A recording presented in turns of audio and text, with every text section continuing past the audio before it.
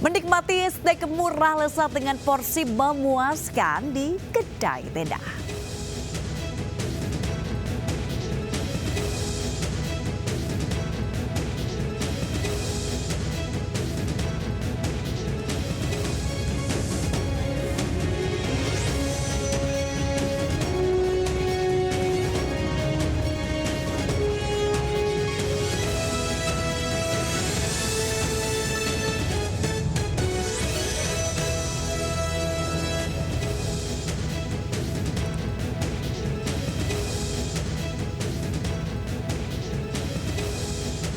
Assalamualaikum warahmatullahi wabarakatuh dan selamat pagi pemirsa. Selain 3 berita tadi kami juga hadir dengan beragam informasi menarik lain. Bersama saya Megalatu, inilah Lintas Anjus Pagi akhir pekan selengkapnya.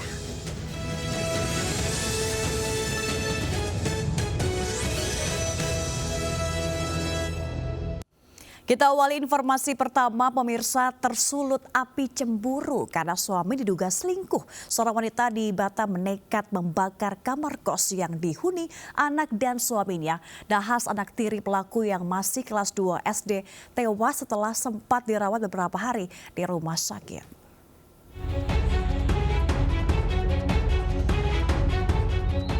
Bocah perempuan ASA 8 tahun meninggal dunia setelah sempat dirawat beberapa hari di rumah sakit akibat luka bakar di tubuhnya mencapai 80%. Luka bakar tersebut disebabkan ulah ibu tirinya Y 42 tahun yang nekat membakar kamar kos korban di kawasan Baloi Indah Batam pekan lalu. Pelaku Y pun diamankan polisi Jumat sore saat hendak kabur ke Jambi. Kepada polisi, pelaku Y mengaku cemburu terhadap suaminya yang merupakan ayah kandung korban, diduga selingkuh dengan mantan kekasihnya. Cekcok pun terjadi hingga pelaku membakar kamar indekos. Namun, api justru membesar dan menyambar anak tirinya. Laki-laki sama siapa? Sama suami. Oh. Dia bilang dia nggak pernah main telepon cewek, nggak pernah WA cewek. Ada SMS perempuan itu. Nggak tahu aku kok setan yang bunuh aku bakar kayak gitu, nyuruh aku dan otak. Kami mencurigai ada yang diduga satu orang yang melakukan pembakaran dan yang mana saat ini sudah sementara kita ambil keterangan dan sudah kita amankan di inisial Y, usia sekitar 42 tahun. Saat ini polisi masih memeriksa pelaku Y secara intensif.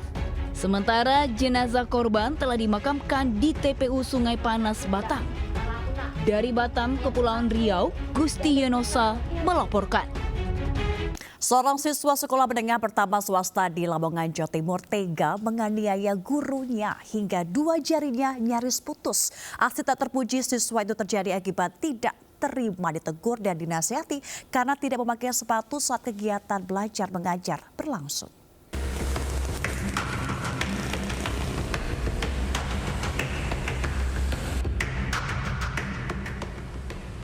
Inilah foto Wiwik Ustrini, guru bahasa Inggris SMP Muhammadiyah 9, Sugio, Kabupaten Lamongan, Jawa Timur, saat mendapat perawatan akibat diserang siswanya dengan senjata tajam. Aksi tak patuk di contoh ini terjadi saat proses belajar mengajar berlangsung di ruang kelas 8, lantai 2 SMP setempat. Wiwik Ustrini langsung dilarikan ke balai pengobatan akibat 2 jari sebelah tangan kiri nyaris putus dan harus dijahit. Aksi kekerasan yang dilakukan salah satu siswa tersebut sontak heboh dan membuat geger media sosial. Menurut korban, dirinya saat itu menegur pelaku berinisial M karena tidak memakai sepatu saat kegiatan belajar mengajar. Bukannya patuh memakai sepatu, M malah menyerang korban dengan lemparan kursi. Tidak hanya itu, pelaku yang saat itu pulang kemudian kembali lagi ke ruang kelas sambil mengacung-acungkan golok. Sempat terlibat ketegangan dan saling tarik-menarik golok yang dibawa M berakibat 2 jari Wiwik nyaris putus. Saya kan masih ngajar di atas. Nggak tahunya ternyata dia datang itu sudah bawa apa namanya? Pintu ya. Di pintu itu kan sudah gini-gini. Jadi saya kita ya apa namanya? Ya gak takut. Iya. Meski Wiwik mengaku sudah memaafkan pelaku, namun kasus ini dilaporkan anak korban ke polisi. Dari Lamongan, Jawa Timur, Abdul Wahid, iNews melaporkan. Korban pembunuhan di atas kapal PLD tujuan Pangkalan Bun, satu diantaranya ternyata warga Jember. Tangis histeris keluarga korban pecah saat jenazah diserahkan.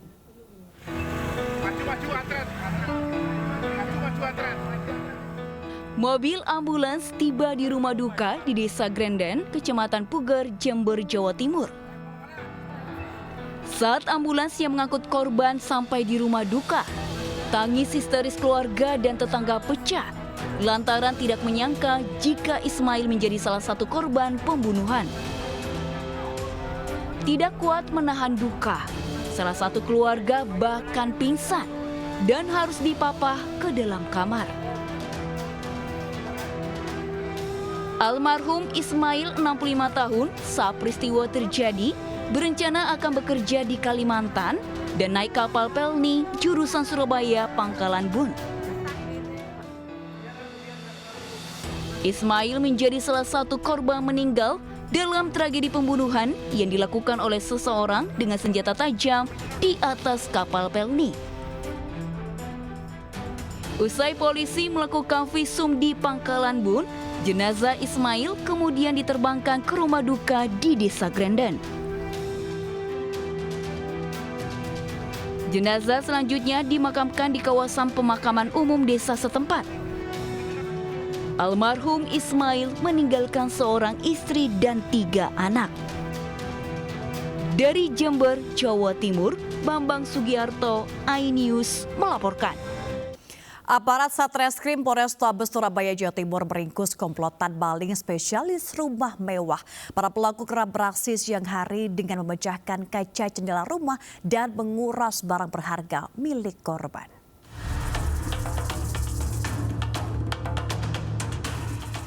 Aksi pencurian di salah satu perumahan elit di kawasan Surabaya Timur terekam kamera pengawas.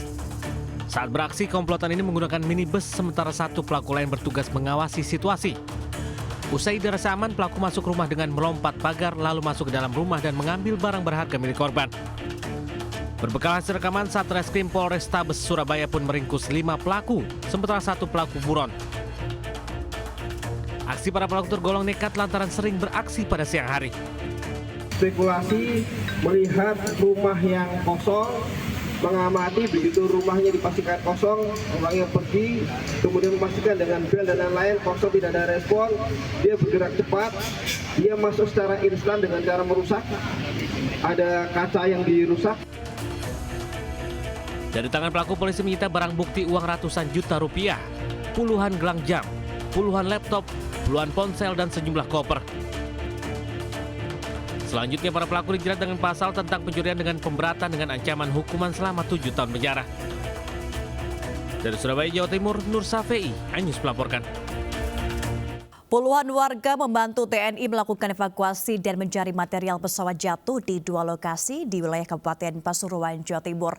Pencarian sempat terkendala karena akses menuju lokasi TKP yang sulit.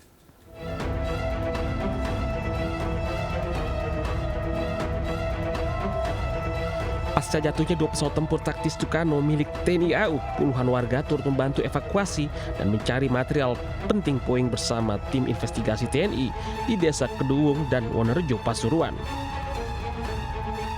Dengan alat gerinda, mereka coba memotong material puing besar untuk dibawa proses uji lab. Sejumlah barang bukti yang terkumpul juga dapat membantu menguak penyebab pasti jatuhnya pesawat yang mengakibatkan gugurnya 4 prajurit TNI AU. Sebelumnya, satu persatu anggota TNI AU dibonceng motor warga menuju lokasi jatuhnya pesawat di Desa Wonorejo, kecamatan setempat. Sulitnya medan dan cuaca buruk kabut menjadi kendala tersendiri. Lokasi jauh Pak ini? Lokasinya tempatnya pesawat. Bapak itu Nge. jauh Pak. Oh jauh. Berapa kilo kira-kira?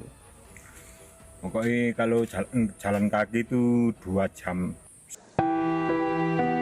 4 prajurit TNI yang gugur, Kolonel Anumerta Sandra Gunawan, Marsma Anumerta Widiono, dan Marsma Anumerta Subhan, dan Letkol Anumerta Yuda Anggara Seta telah dimakamkan secara kehormatan militer dan mendapat kenaikan pangkat sebagai penghormatan negara. Dari Pasuruan, Jawa Timur, Jaka Samudra, iNews melaporkan.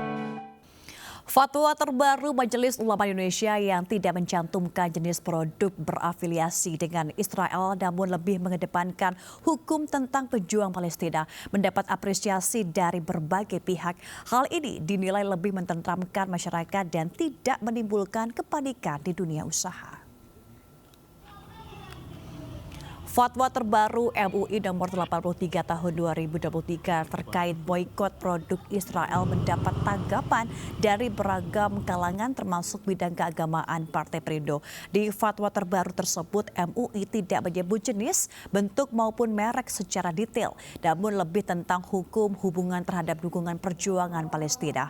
Sebelumnya, sejumlah minimarket di tanah air telah memboikot produk-produk yang dianggap afiliasi Israel sejak 2 pekan lalu, mulai dari makanan kecil, minuman kaleng, sabun, air minum, hingga cairan deterjen. Penjelasan ini sangat melegakan dan menenteramkan masyarakat, terutama kalangan dunia usaha yang sangat terdampak dari penafsiran terhadap fatwa yang kurang tepat dan kemudian dipahami oleh sebagian masyarakat sebagai sesuatu yang diartikan boikot total. KPU Kabupaten Bandung Barat mulai menerima logistik untuk kebutuhan pemilu 2024 sebanyak 45.852 buah kotak suara dan bilik suara yang diterima langsung disimpan di gudang KPU Kabupaten Bandung Barat yang dijaga ketat kepolisian 24 jam.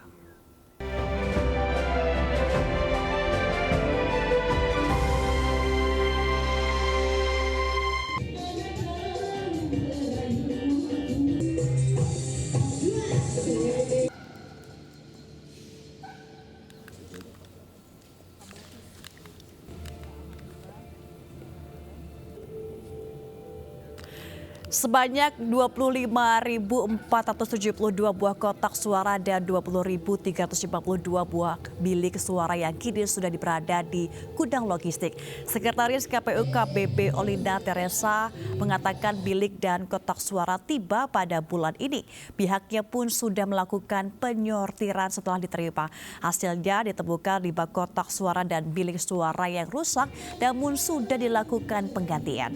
Pada pemilu 2024 di Kabupaten Bandung Barat terdapat 5.088 TPS yang tersebar di 16 kecamatan dan 165 desa.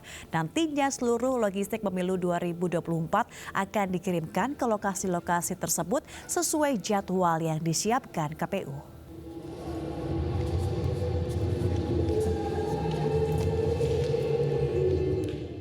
Pemirsa, komitmen MNC Peduli untuk meningkatkan minat baca dan literasi anak Indonesia kembali ditunjukkan melalui program Generasi Cerdas Anak Bangsa. Kali ini MNC Peduli memberikan bantuan berupa buku bacaan kepada anak-anak di TPQ Cahaya Islam di Kabupaten Bangkalan Madura, Jawa Timur.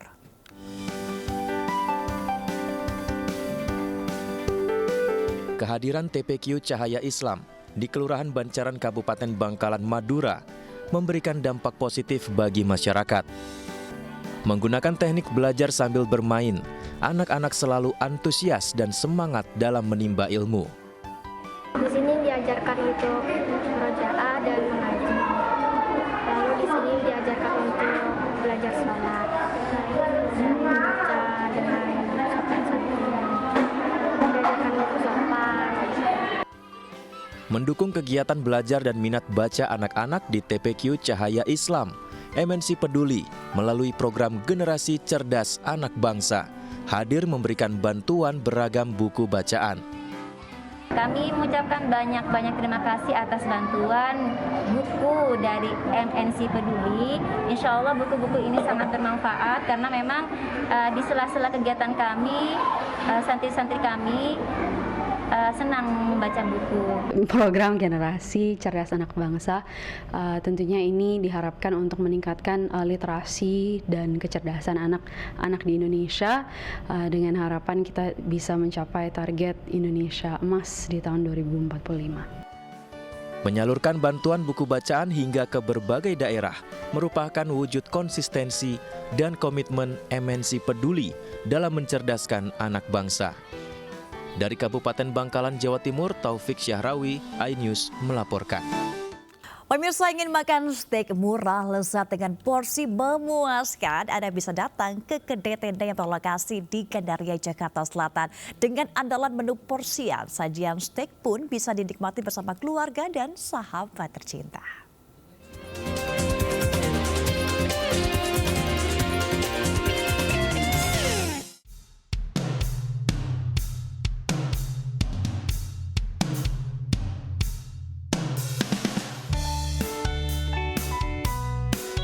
Berkonsep kuliner tenda stik pinggir jalan, kedai yang satu ini selalu ramai pembeli.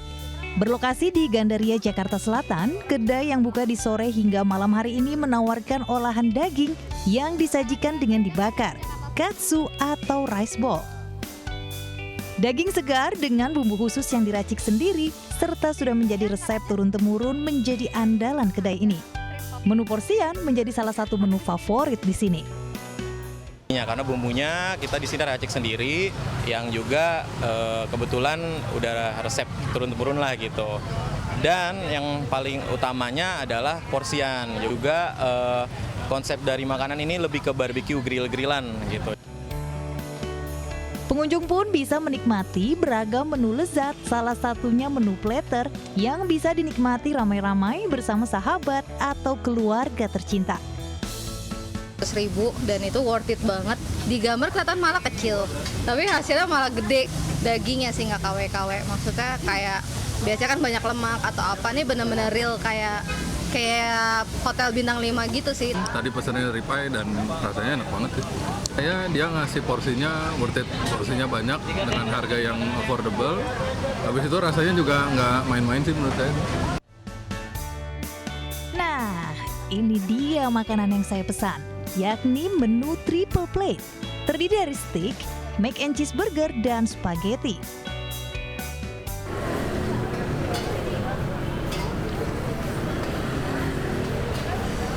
Pemirsa, rasa steaknya nggak kalah sama yang punya restoran nih. Dengan tingkat medium well, tapi dagingnya tetap empuk dengan bumbu yang sangat meresap sampai ke dalam nih.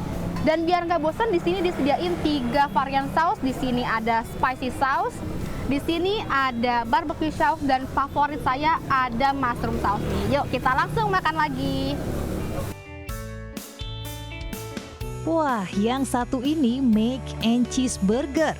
Isiannya yang padat dan daging empuk membuat lidah bergoyang. Jadi, bagi Anda yang ingin menikmati kuliner western dengan porsi beragam dan banyak, khususnya menu olahan daging dengan harga ramah di kantong, Anda bisa datang ke kedai Gilnet Grill yang berlokasi di Jalan Gandaria 3, Jakarta Selatan. Dari Jakarta, Nisa Sahib, Ilham Charkasih, iNews melaporkan. Bermain river tubing di Sungai Bening di kaki Gunung Argopuro, Jember menjadi edukasi anak-anak untuk berlatih berani. Orang tua pun tak perlu khawatir karena anak-anak dapat sepuasnya bermain dengan aman sambil menikmati udara segar pegunungan.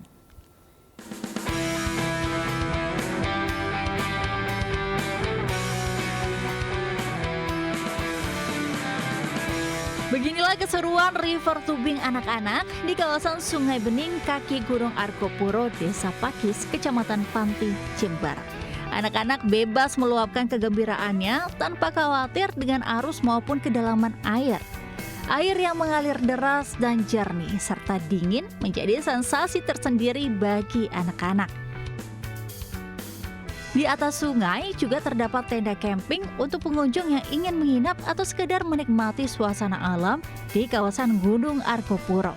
Pengunjung juga dapat mandi di sungai atau bersuah foto di lokasi dengan spot menarik berupa taman hutan. Sejuk, adem. Sebelumnya pernah nggak ke sini? Belum, pertama kali. Pertama kali ya. Ini ada tenda-tenda juga, ini gimana? Senangnya bagus, masih alami, udaranya segar, terus dingin, jadi segar lah. Ini berkunjung sama keluarga atau gimana? Sama keluarga. Selain sebagai wahana untuk berpetualang, bermain air di kaki Gunung Argopuro ini juga dapat meningkatkan kedekatan hubungan antara anak dan orang tua. Dari Jember, Bambang Sugiarto, Ayus melaporkan. Bonus demografi membuat Indonesia surplus 60% anak muda yang produktif. Wamen Parekraf Angela Tanusudibyo mengajak anak muda aktif dalam mengembangkan sektor ekonomi kreatif dengan memanfaatkan teknologi digital.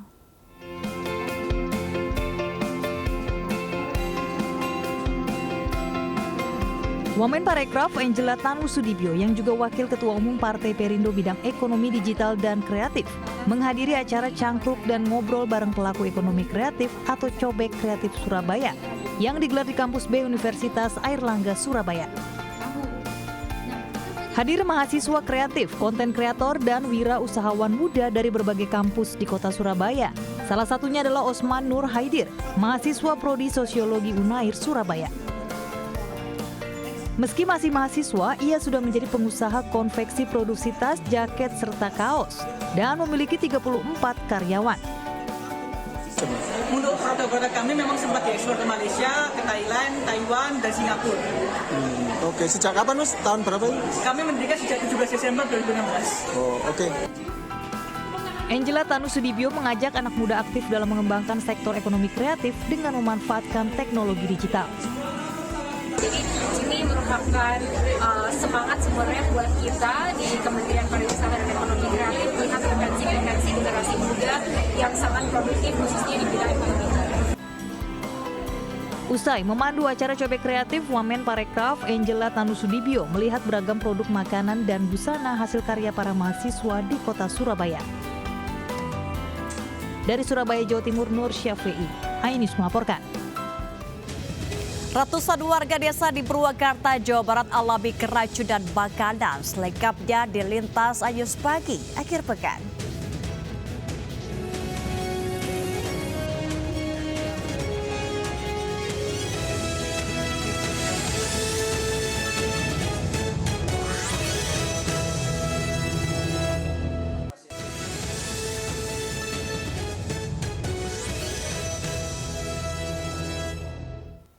Kembali di Lintas News Pagi akhir pekan, pemirsa, gudang minyak atau BBM ilegal terbesar di Kabupaten Ogan Ilir akhirnya dibongkar paksa oleh tim gabungan Polda Sumsel karena gudang ini sudah meresahkan masyarakat.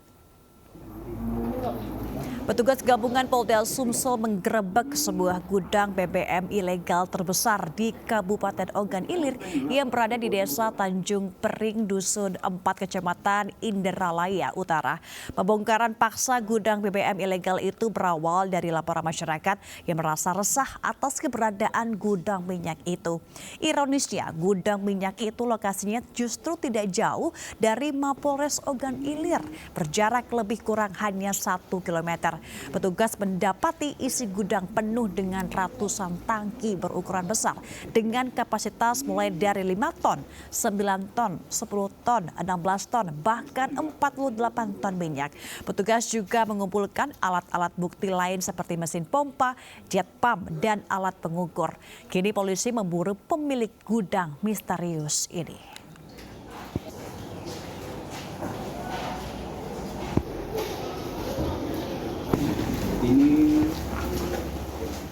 Ratusan warga desa Pusaka Mulia, Kecamatan Kiara Pedes, Purwakarta, Jawa Barat mengalami keracunan massal. Keracunan ini diduga usai menyantap nasi kotak Jumat Berkah yang dibagikan di salah satu masjid.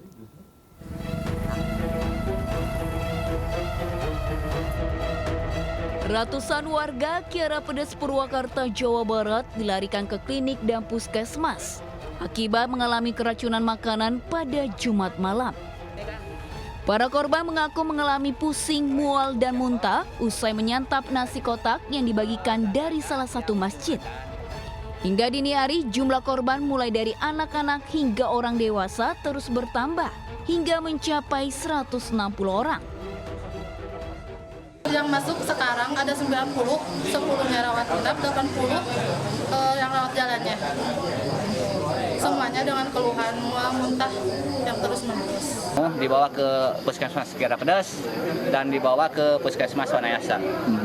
Dan barusan ada info juga ada yang dilarikan ke rumah sakit. Dampaknya dari makanan yang dibagikan tadi di habis Jumatan. Itu dari nasi uduk lah.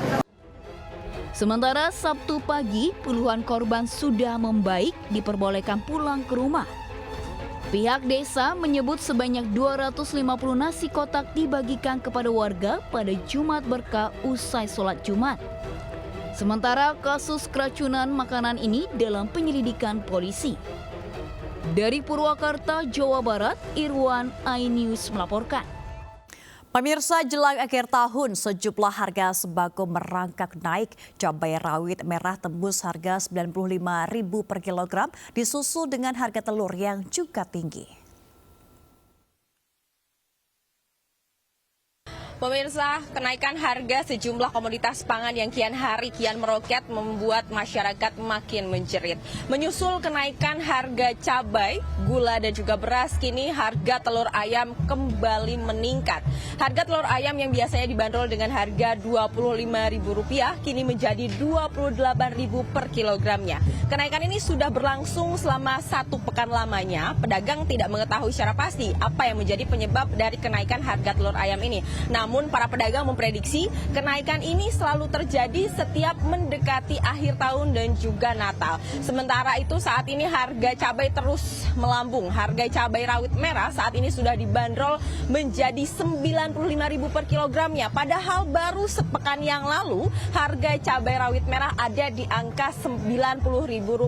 Tentu dengan melambungnya harga cabai rawit merah ini, para pedagang dan juga para pembeli terus mengeluh kepada pemerintah untuk dapat segera menstabilkan harga, baik dengan cara melakukan sidak pasar untuk mengetahui secara langsung apa yang menjadi penyebab dari kenaikan harga komoditas pangan di pasaran. Dari Jakarta, Ayu Pratiwi, Seto Ari Setiawan, iNews melaporkan.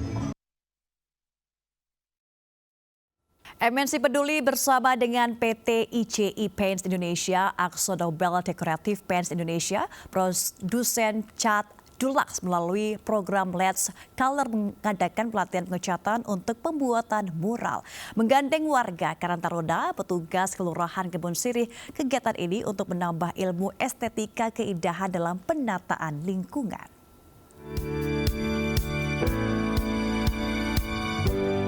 Perwakilan warga Karang Taruna, petugas Kelurahan Kebon Sirih antusias mengikuti pelatihan pengecatan dan pembuatan mural yang dilaksanakan di Aula Kelurahan Kebon Sirih, Menteng, Jakarta Pusat.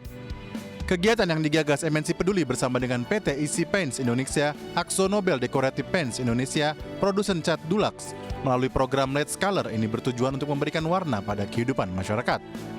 Peserta diberikan pengetahuan proses pengaplikasian gambar ke media mural dengan mempertimbangkan estetika. Kita ingin bahwa kegiatan ini dapat memperindah dan dalam penataan lingkungan di sekitar Kelurahan Kebon Sirih dan Kebon Jeruk.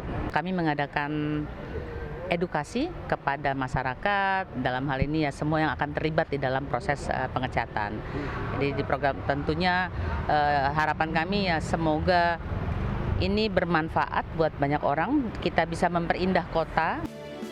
Para peserta juga diberikan pengetahuan tentang kompilasi pewarnaan, pencampuran pewarnaan, serta cara membuat mural dengan mempraktikkannya secara langsung bersama komunitas mural. Ya, tadi ada sedikit kita sharing sih proses pembuatan mural dari awal, dari proses desain, persiapan alat, bahan, sampai coloring dan finishing secara bersama-sama gitu. Karena di mana kegiatan ini sangat bermanfaat bagi kita untuk bagaimana meningkatkan keindahan yang ada di Kelurahan Kebon Sirih ini. Selain pelatihan, juga diberikan perlengkapan dan peralatan pembuatan mural seperti cat, kuas, dan lainnya yang digunakan untuk penataan lingkungan di Kelurahan Kebon Sirih dan Kelurahan Kebon Jeruk. Dari Jakarta, Stephen Patinama, Ari Setiawan, iNews melaporkan. Informasi tadi sekaligus menutup lintasan news pagi akhir pekan hari ini. Saya Begala undur diri. Selamat pagi, selamat menikmati hari Minggu.